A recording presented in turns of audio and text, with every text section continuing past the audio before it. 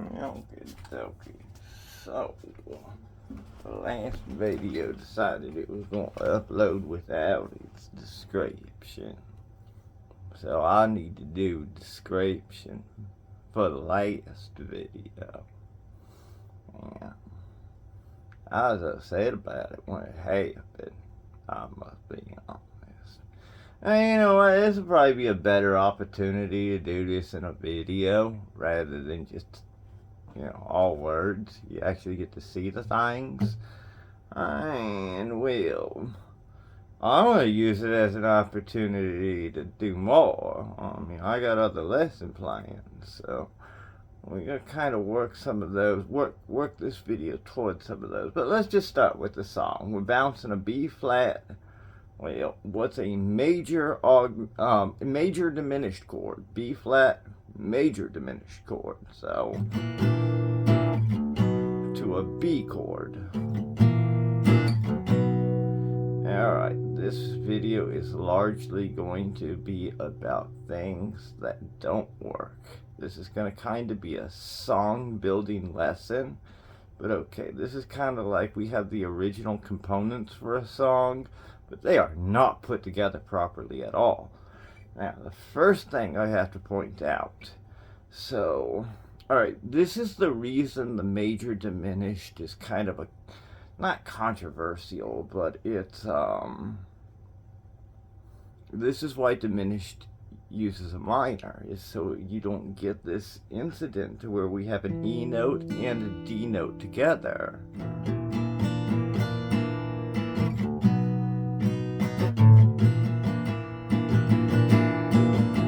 Isn't it just a wonderful chord? Doesn't, I mean, it's this lawnmower starting up, nails on my chalkboard,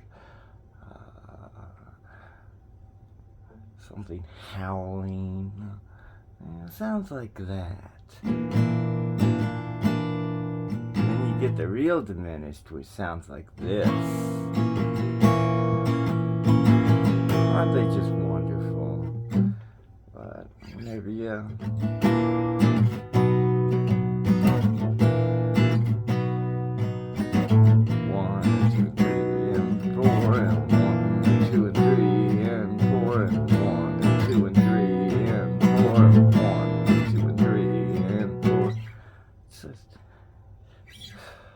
ugly on its own, you work it into things. You got the resolve coming in there. It's pretty, but you've got, with the major diminished, a close interval. So in the from B flat, this is going to be the 5 note, and it's going to be an E note, but this is going to be the 3 note, and it's going to be a D note from B flat.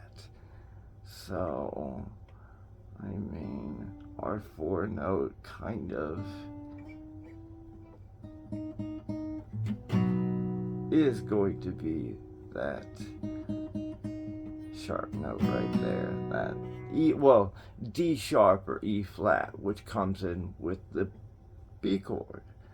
Alright, but that means there's a D, an E flat, and an E in the theory. That doesn't fit the key of D augmented. There's obviously something plugged in there. And I mean, if we're looking at this from a D key, and we have an E note in there that's proper, we're talking about a sharp 1/flat 2 plug. We have to account for that. That is not a clean de-augmented formula. But again, we're working this. I do have a little bit of journal notes with me for this one. We are working this from a 9-note key formula. We scaled up to get the key formula. Now we're going to scale down to work out of it. So it isn't. It is not a de-augmented key. It is a de-augmented key, but we're going to have to add a sharp 1 or flat 2 into our key formula to get this proper. Also, the G position is missing.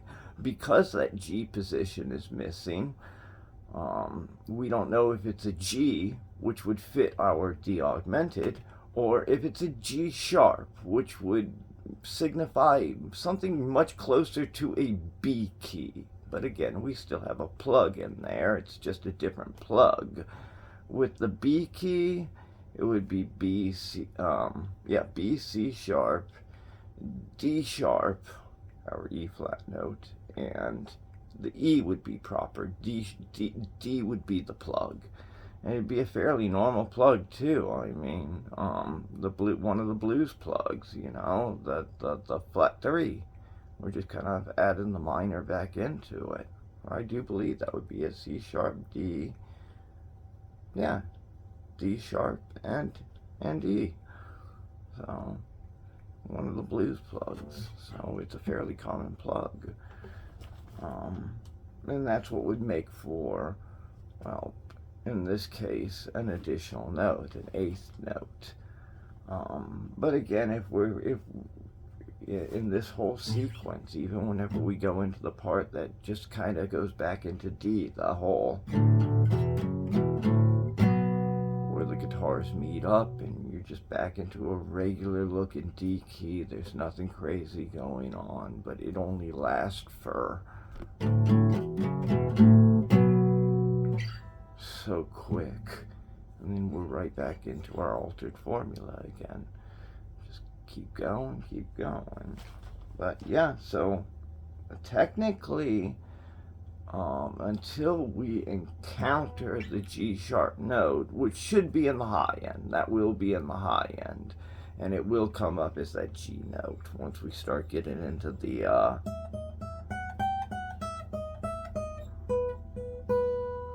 everything with that. I mean, we're going to encounter not a G sharp note, we're going to encounter a G note every time. We will get into some different things in the high end that I just chose to kind of play off as, it doesn't matter. No, it changes the whole key formula. Alright, but I'm going to explain our key formula, our 9-note formula from the G position first, which is the one we're going to be leaning towards and then moving back to the D. But we're starting on a D. The D is our standard 5. It's the next key. Even with 9 notes, it will still, all the 1 notes from the G will line up with all the 5 notes from the D. They will be the 5 position. The G will be the 1 position. We're just moving it up. Well, if you want to look at it this way, scaling to the next key. But it's what I call, because I see scaling. Yes, I'm scaling up. I realize it and everything. I even know what scales what key formulas I'm integrating. You can call them scales. I like to see anything that can be a scale can be a key formula. If the 12 position, the 12 even position split of the octave truly works, then we should be able to use any key formula, including the 12-note chromatic, which these are all built off of, including our major key. It teaches us the way we do things: 7 notes on, 5 notes off. Our chromatic key would be 12 notes on, 0 notes off. 1 through 12 note gets used. And even if you're doing that, well, there's going to be emphasis points that stand out, that kind of get utilized a little, and I'll be able to hear those. And whether it be a major key, a minor key, or anything else, we'd be able to pick out. I mean, if we were just like,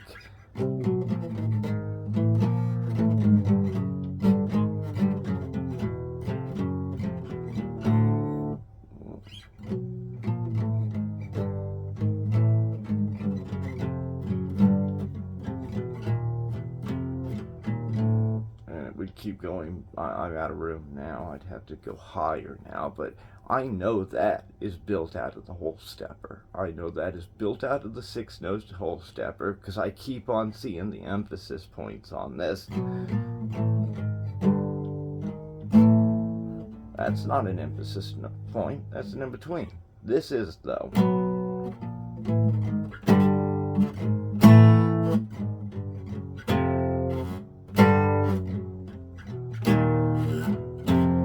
I keep on seeing them move in patterns of whole steps. They never go to any half steps whatsoever. That's a chromatic built off a whole stepper.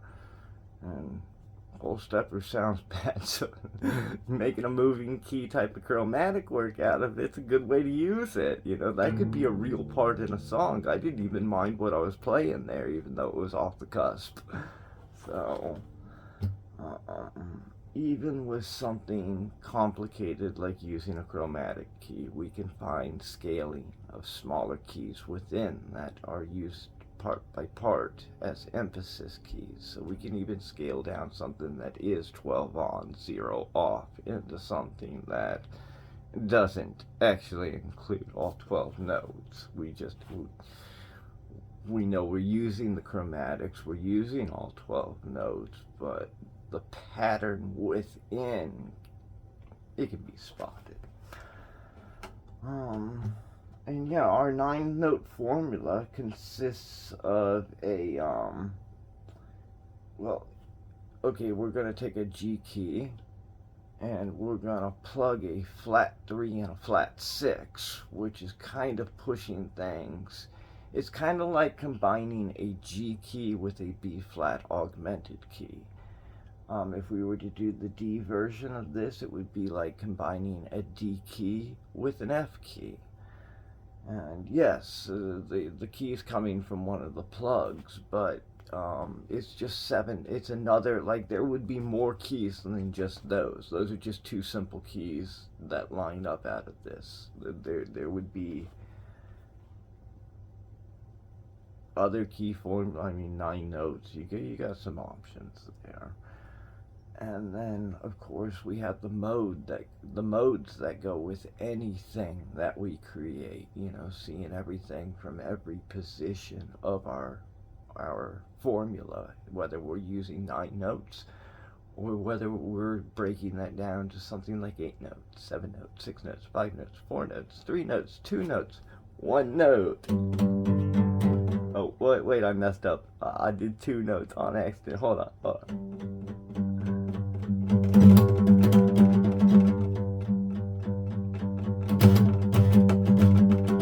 Yeah, I mean, such creativity there. But hey, it's possible, so I did it. You can do it. Alright, enough kidding around though. But yeah, the 9 note out of the G one would be G, A, B. Oops, that's a flat there. So G, A, B flat, B, C, D, E flat, E, F sharp, and G. Alright, our D1, which we're going to start with, is going to be D, E, F, F sharp, G, A, B flat, B, C sharp, and D. And again, that's going to be our D key combined with that, well, F augmented key, which again is going to be one of the plugs. It's going to be that flat 3 plug for the D key that we're building that off of. But it's one of the simple key theories that we can find in this. I mean, I'm showing more than just that. I mean, with the scoop names and some of the other ones we're doing, I also have that other short connected to it to where basically it asked, you know, does the is your that's it, is your start point your key?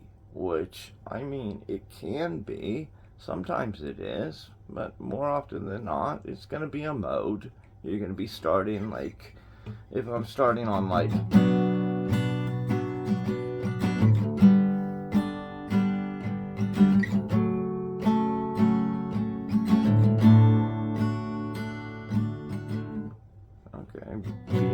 minor, G, F sharp minor, and D. I'm in the key of D. It's just my final chord in the progression, but I'm starting on my B mode. I'm starting on my minor mode, so...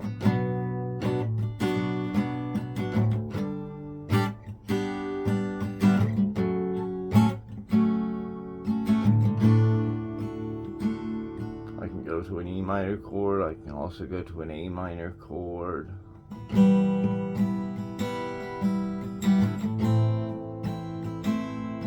Oh no, I'm in the key of D. I should be going to an A chord, not an A minor chord. I'm sorry. E minor is good.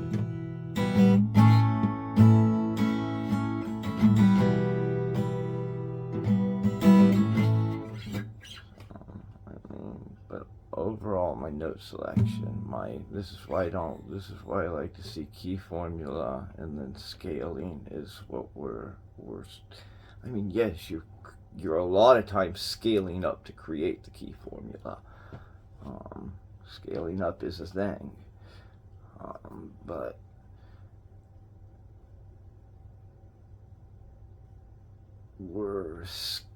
once we start creating the parts, we're taking something that we know is big and we're scaling it down.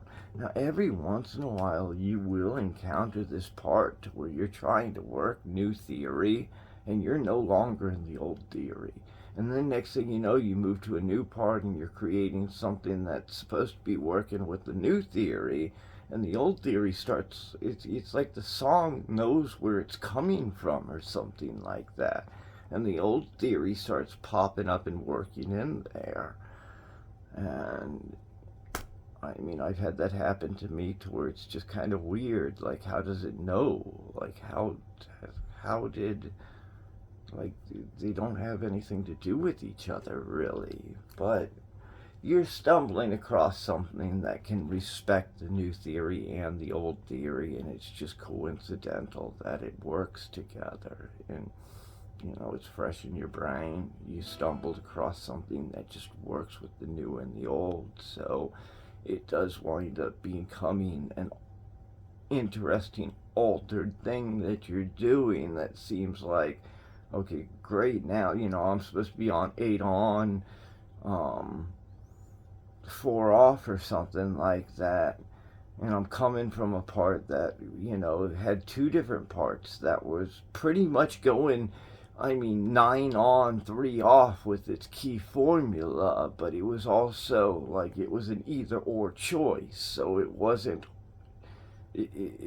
9 on, 3 off with the key formula, 8 on, 4 off with the scaling, because you're not doing both at once.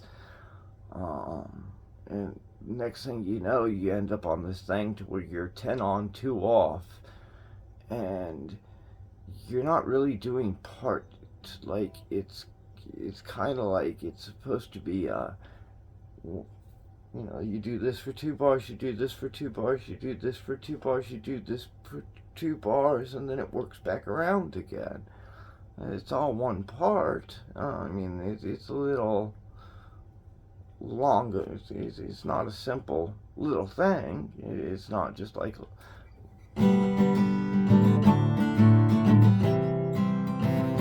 repeat, repeat. No, there's a little bit to it, but it's still one part.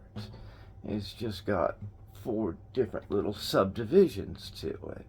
But it's like you put all the subdivisions together, and it's like it's 10 on, 2 off.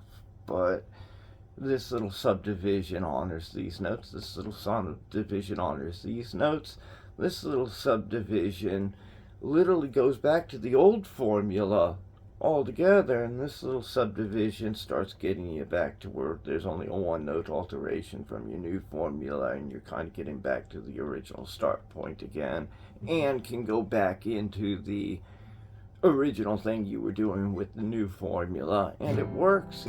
It's you love it, and it's your new part. It's weird to see things happen like that, but longer you do this kind of thing, the more you'll encounter things like that happen, to where it's almost like songs have a life of their own. But it's really just you're doing really crazy things, so you're increasing your possibility with your key formula, which makes for more scaling options whenever it comes to the smaller stuff. And sometimes the parts wheels, it's your brain and the parts working together is what it feels like to pull some pretty cool stuff that doesn't seem like it should work, but it does at times. And you'll see it sometimes, like, it looks like the last part. Why isn't it in the last part? But no, it's the new part pulling from the last part. It really, it's your brain working like that. But okay, we've covered both of these key formulas. We've talked a little bit about how this is,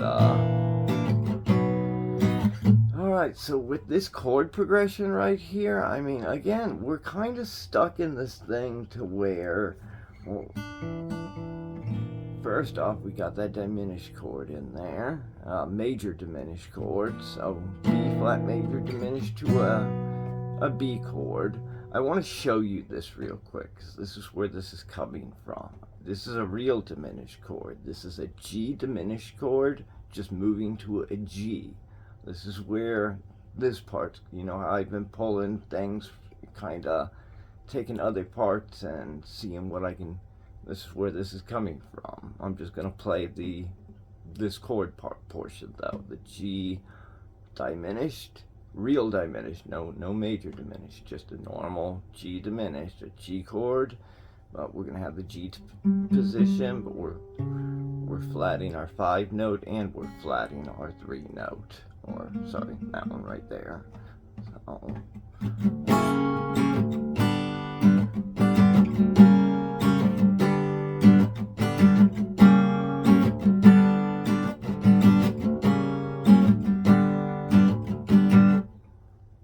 kind of the same type of sound, but with that one we're not moving from a G chord. With this one we have to, because it's a major diminished,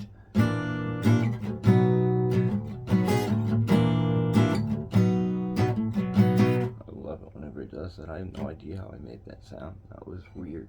That's cool. I love it. Alright, but we're using a B flat major diminished with a B chord. So we are changing chords. We're changing from a B flat to a B chord. We're our positioning, because we're not doing the minor thing with the diminished thing, our positioning just needs to be a little bit different for our dominance.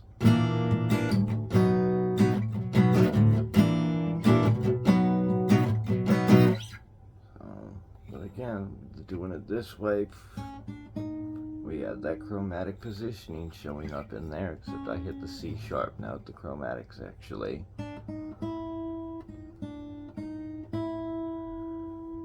And C sharp does belong, but it's one that we are leaving out for the most part. We just do not go to it until we get to,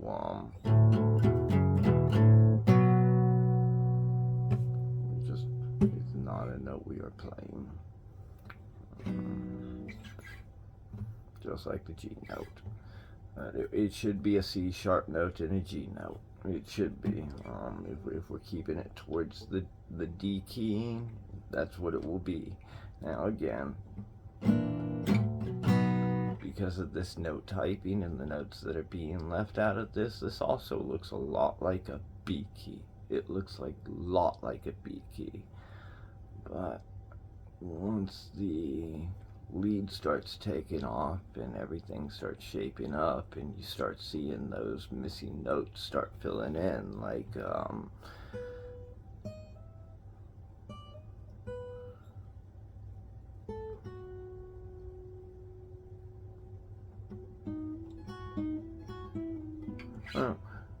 the C sharp note eventually enters into it. The G note, not G sharp, G note eventually enters into it, so we know the B key is out now. It is from that D augmented, but even with the D augmented, we have to see that plug. We've got that sharp 1/flat 2, just kind of added in there. But again, it's fitting our 9-note formula. It is scaling down from that. We're good with it. And the E minor thing that we're doing also fits with it. But even with this higher guitar end, this higher piece doing the thing off the E minor, well, I'm still plugging in a D note. I'm just using it as a return note to start things. One time I don't bother doing it just to show it kind of clean. That way it's not, you know, an altered E minor thing. That way the main part actually gets shown as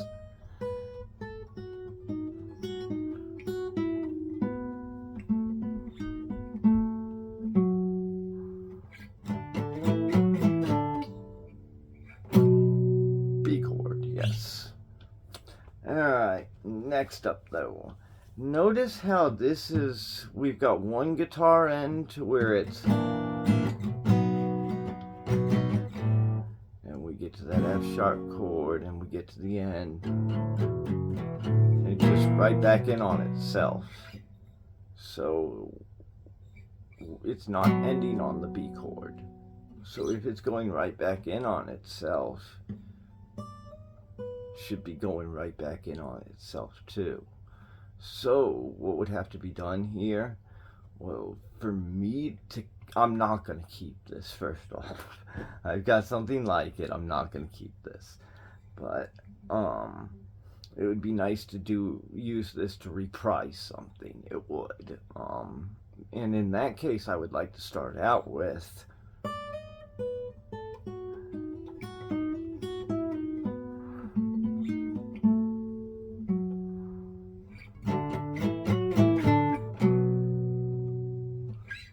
the second time through, because we go back into the whole thing again, but the second time through, whenever we end and we're like, there is no B chord, it needs to go right back into this. You can't go, because I mean, like, I don't want this done 6 times with just a B chord holding over it. I'd rather have them the first time for the introduction,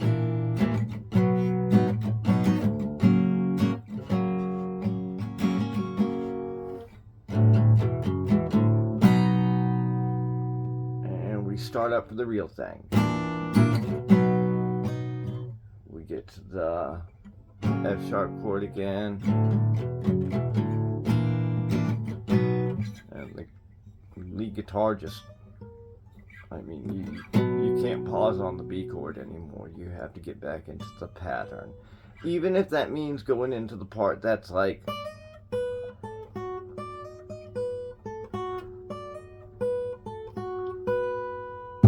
even if it means getting into that part quicker, like, that's fine. Because eventually you got to move away from this anyway and work into something else. Now, I didn't write a low end past this. There is no low end for this. I just played some stuff out of, I'm trying to show how to alter into the G key, and I figured I'd just do it in the description and talk about it in the description. That description got erased. I don't want to type it all again, so I'd rather just talk it. But yeah, we're just, so we're in the E minor key, and then we're going to flat the 6th note. Well, that 6th note is our C sharp note. It's flatting to a C note. Now we're into theory that matches up with our G typing rather than our D typing. And we're just going to play with that a little bit, and then, oh God, I'm going to go ahead and talk about this one first, because actually, out of all of it, it's my favorite one, but it's still, it's an unmasked key change. I mask it, kind of, because the way we get that C note in there at the end. And I mean, before I do that, I mean, we're coming out of the,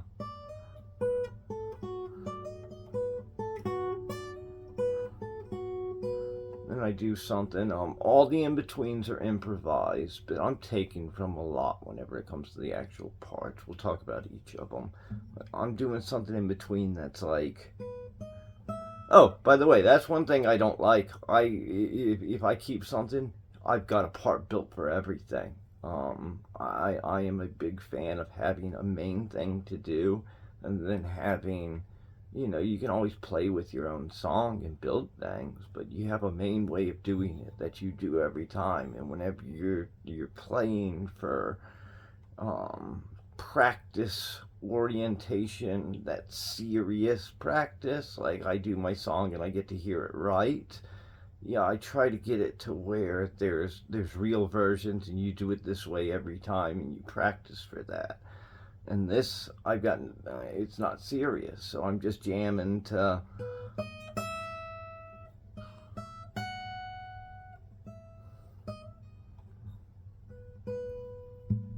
just, you know, just staying in the one key, the E minor key. Um, E minor, right? Yeah, E minor key. And at the very end. And that's where we get the revelation of the flat 6. The C sharp has now changed to a C note. So really what we're changing to here, not only is it the C sharp changing to the C note, but we are in a G augmented key. So we really are like traveling to that G type theory. Our D note being our E flat note in this case. It's the note that gets sharp, but it works in the D type, or I'm sorry, the G type theory. So this is the beauty of standard 5. And also again the G, every one note from the G is going to line up with every 5 note from the D. They're going to complement, if we do standard 5, everything is going to, the keys are going to complement each other perfectly. So we're just kind of, you can call it, I call it transitioning. We're transitioning through the keys. We're transitioning through the circle of fifths. But you can call it modulating a key. You can also call it scaling a key. We're scaling a key from one key to the next through the circle. Whether we be taking it, because we're going to go both ways. We're going to start by taking D to G, but then we're going to take that G augmented and we're going to start scaling it back to the E minor in the very end. But I'm happy with that first little transfer and just the revelation. In the end, I do something that is a key change that stands out on Front Street, and you're really supposed to mask your key changes. But this is an informational video, I want you guys to actually see the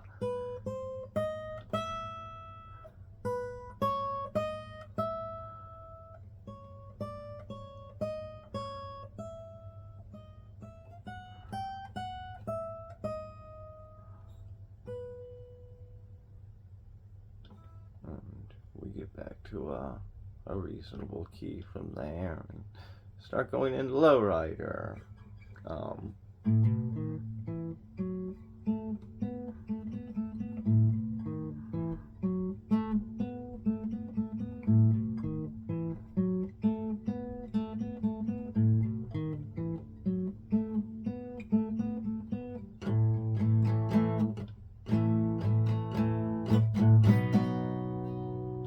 All right, but that's where we start trying to end it and really go back into, like, we just play around with that as kind of like get to throw this in here and then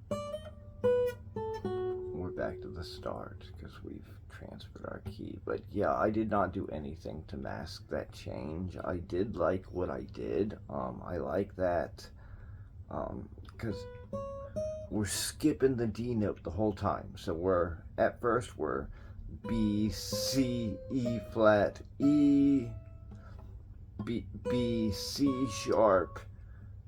I'm going to call it D sharp this time, E, and now we start holding on to that C sharp and getting our integration of that E minor key with that D note in there too, honoring the fact that we're linking back up with that guitar that's doing the D augmented thing, which is also plugged, has that D sharp note thrown into that one too. So we're just kind of like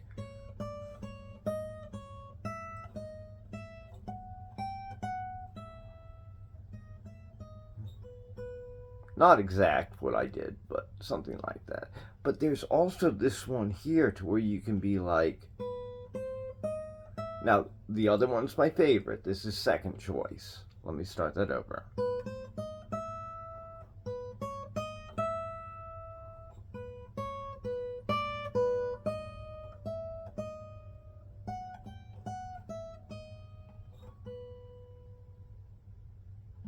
So I like them both. I really do. And I think the actual way I did the one I actually did was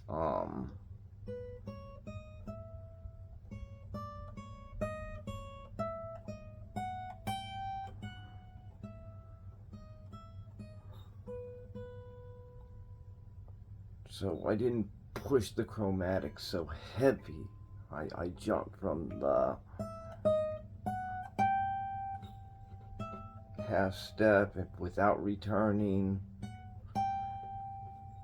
and then I can return because it's not shoving a chromatic so heavily. It was time to move away from that thing and accept that this is where I like it to stop. This is the note I want it to end on. It sounds the best. But again, doing it, you kind of just have to pick while you're in that situation because you're relying on muscle memory if you're improvising, and I was. I don't like to do that a lot. I'm not a good improviser. Like jazz players can really do improvising, and it's amazing. Like they just hone things so well. But I like to have, this is the set thing I go to every time. I really do. That's my style. It's more of a, I think it's more of a classical thing. I think jazz is about, like, it's really heavy on being able to do things quick with improvisation, and I'm just not, that's not my thing. And classical's the one that's like, be a nitpicker and line everything up perfect, and song build, right up my alley, right up my alley. And then, I mean, you get stuck with the way you're taught too, the musicians you interact with, and the ways of learning. And I mean, there's a lot of different styles out there. So, like, my way of doing things is not the only one. But at the same time, my way of doing things isn't original either. I mean, there are plenty of musicians out there to do a form of exactly what I do. It's what we like to do is we see an overall key formula, then we break that down into each choice we have for our modes. Sometimes our key formulas blend together also if we're doing some chord charting with different key formulas working different positions in our chords. But we always have those main things that we go to, and then we break that down further. Like, let's say, if you land on a chord that gives you an opportunity for a certain scale, it might not be the scale that necessarily belongs with anything else in there, but because this chord offers a chance to break into that scale, we can try it. And if it sounds good and we can make something from it, we have that option for that little portion or that little part. And that's kind of what, that's how I see things. That's how I break my things down. But I'm always basing everything off of that main everything that. So I do scale up too, like to create something like a 9-note formula. I kind of have to. I figure out kind of overall what keys I can use. With this, I just break it down into the main 2 keys that are reasonable, but there are other scaling options off of those, and again, we've even talked about them a little bit, and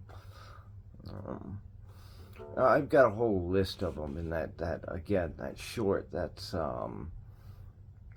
is your start point. I'll include it, and I'll link it in the description eventually. Is your start point your key? Which, yeah, it can be, but no, usually it's a mode in the key.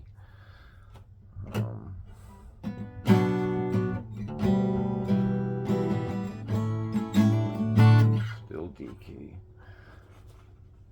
But all right. Before I go any further into the theory, though, because I know what I'm moving towards now, and I want to get to the journal for what I'm moving towards. As far as anything else with this song, whenever it comes to the theory, I also like this whole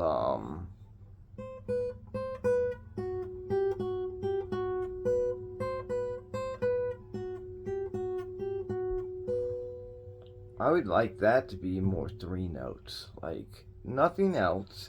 Like this part, how'd it go?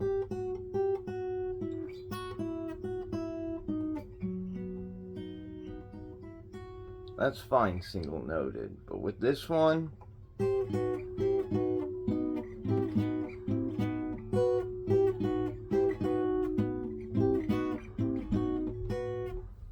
so 2 notes on this side, 2 notes on this side, the end each end, but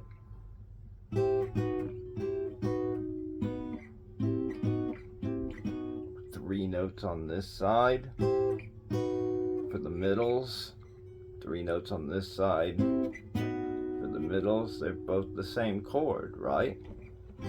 C and B. Match that with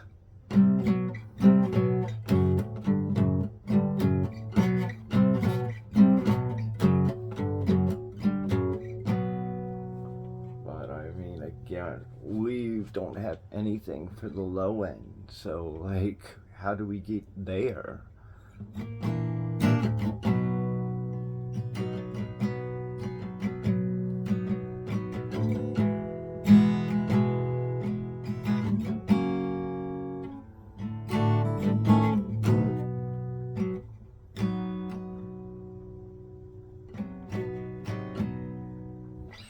That's kind of what I was thinking. You've got that part to where you're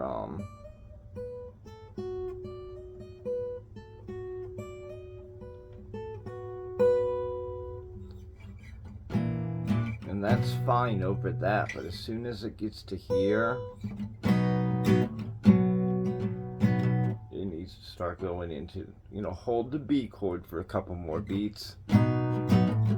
So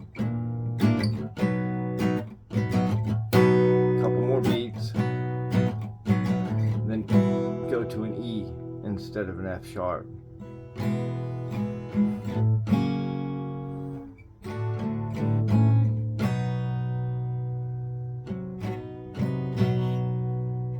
Get those notes in there together, because it's eventually going to end its part and show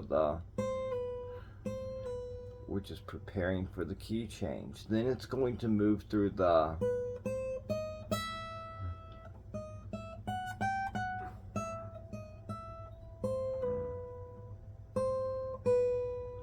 so you're gonna have to find something else to that too. So that could be something like a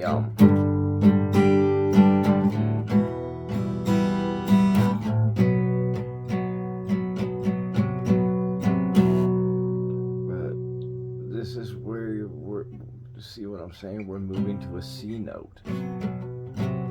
So we have to change keys. This is no longer D key. This is going to be a G key. We've changed to a G key. We're using G key type of chords. So our formula is no longer that 9-note D1. It's the 9-note G1, and we're just scaling it down to a straight G key. We're picking up our F sharp note and our B chord.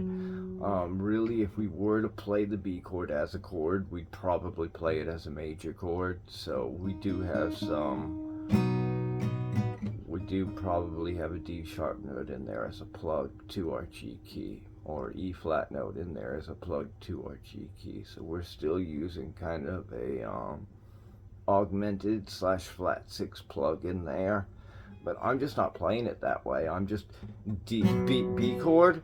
Okay, if I want to play the chord version of this, let those two B notes ring out together. Get that, what I call, it's one way of getting a ghost sound. Close positioning's another. I mean, you can get some weird sounds by that only stringed instruments can get if you have individual notes and you can't manipulate things like we can. But since we have ability to do this, how to get that little 2-note ghost chord ringing out there. Just B fifth chord. G chord, I'm just muting the E string. E minor chord, letting it all hang out, all 6 notes, and then back to our B chord, but I got that. No one note, no one string. There's a 1 note, there's a B and a F sharp note, but alright, so, and then we just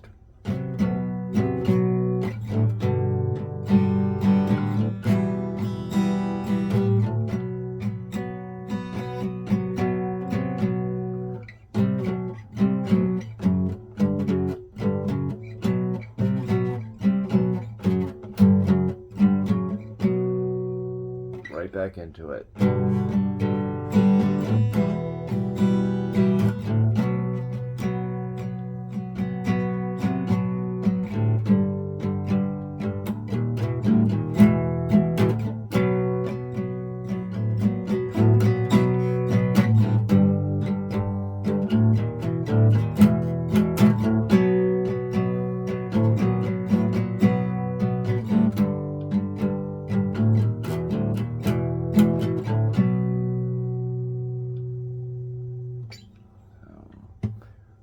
We can create a part 2 all that. I would use that pretty much throughout the whole thing though. Like, I don't want to do anything. I'm not going to keep this. I don't want to do anything past that. You also have a C to A option too. If we're in the key of G, you can always go from like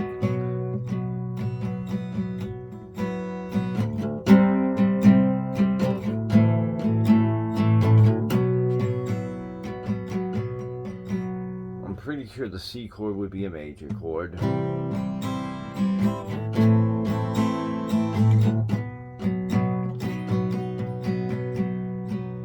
A would be the minor chord to keep that C note in there, not get to a C sharp note. We want this curve towards G, but we have that option to go to something like a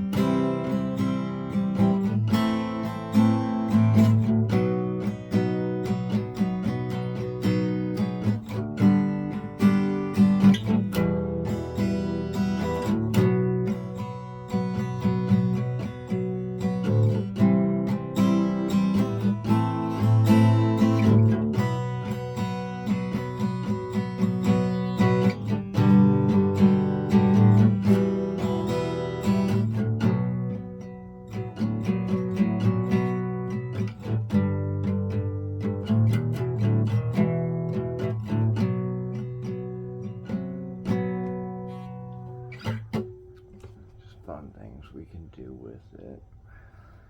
Alright, now, yeah, something like this.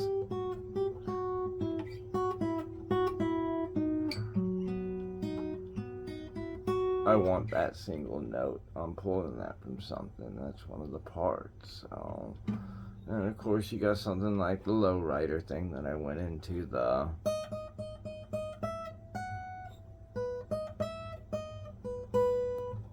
I was thinking just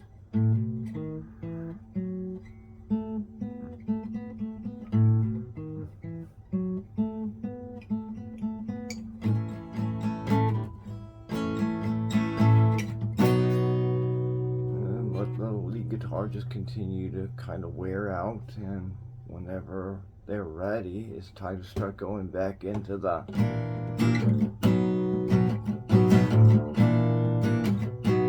whatever we line up there, because it's not low right or out of the right key or anything, but I like that little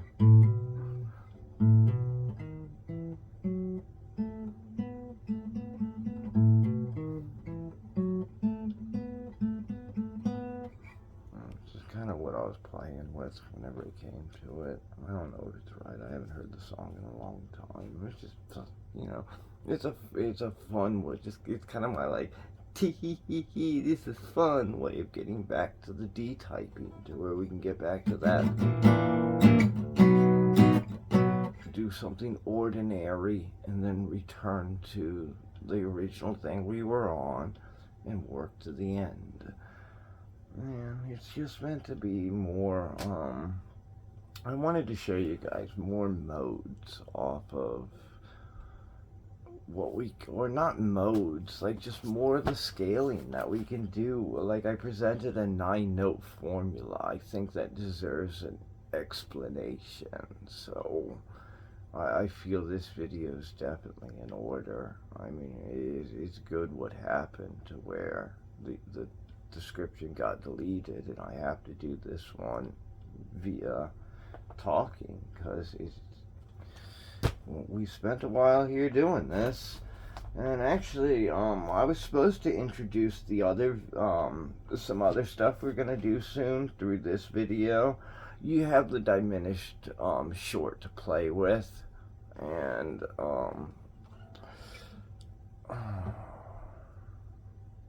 you know, I need to look. There's so.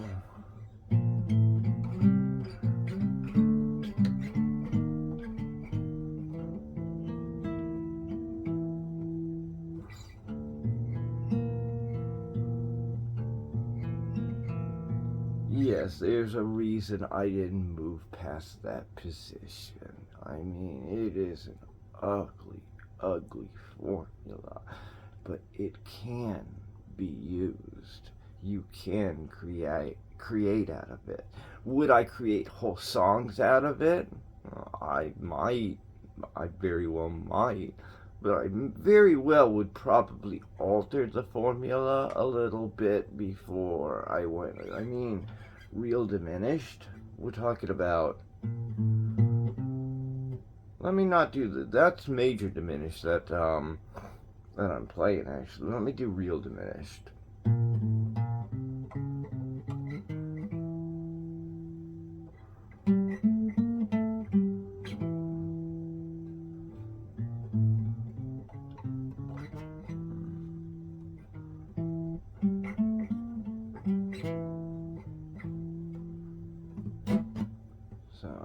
A lot of unresolved in there. I mean, it's not the most horrible sounding thing in the world. I kind of joke whenever I say it's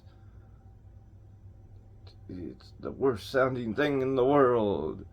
I am a believer. Like the 12-note octave, the 12 even position split of the octave, it can be used from any note with any key formula. I mean, it's just a matter of getting creative with these.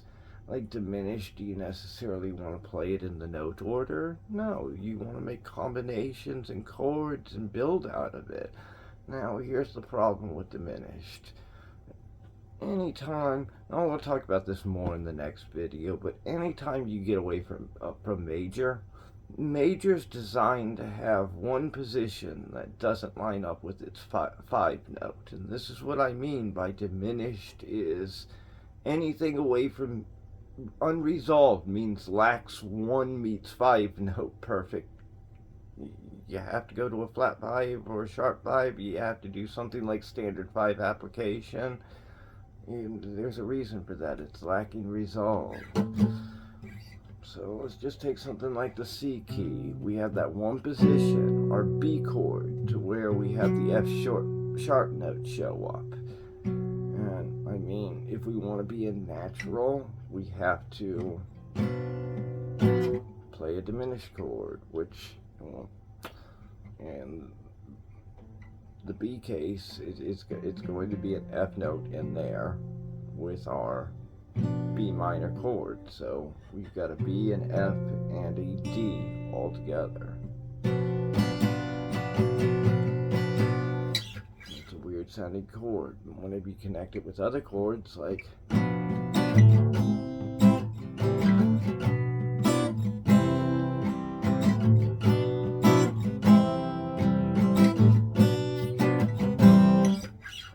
sloppy, but it sounds a lot better whenever it's connected with other chords. That B diminished, whoops, B diminished to C is not a bad effect.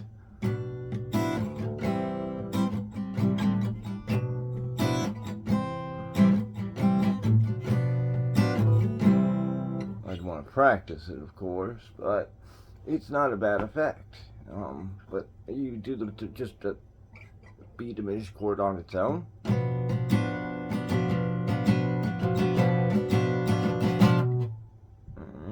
It's not something you necessarily want to hear ring out all the time. So, and again, the chords, the keys, the scales, they're all different things. And whenever you get interesting note orders, playing out of a diminished key or a diminished scale does not necessarily mean you're playing diminished chords. And also we can use certain positions outside of our diminished scale, our diminished key formula. So diminished is just like anything else. It's 7 on, 5 off, unless we alter it. It's just with diminished we've got, so with major we have one position that's out of whack whenever it comes to our 5 notes. With diminished we're going to have, I believe it's 3, if not 4, but it's got 2 alterations, a flat 3 and a flat 5. So there should be 2 other positions, 3 total, that just do not line up. And one of them is our 1 position, unfortunately. Our 1 position is not a good position, but our 7 position, our Locrian position is. And you will catch me working diminished with Locrian all the time because it's a resolve point to go to in diminished. Also, with diminished, sometimes it ties into a key. This is what I'm saying, key formula and scaling, they're 2 different things, because sometimes I can get a diminished key formula to work itself into its resolve points and get to a key that is literally a half step back. So that's hard to do. Half step alterations are tough, but augmented and diminished key, they can give you some ways to get there. But any extreme key can. You just have to find ways to work them. Find ways to connect things. But all right, we'll talk about this. We'll do a follow-up with this video because I got a few things I do want to touch upon, but this video's gotten long. So we're going to call it quits for here. And thank you as always. Keep rocking, and we'll do another one soon. Thank you.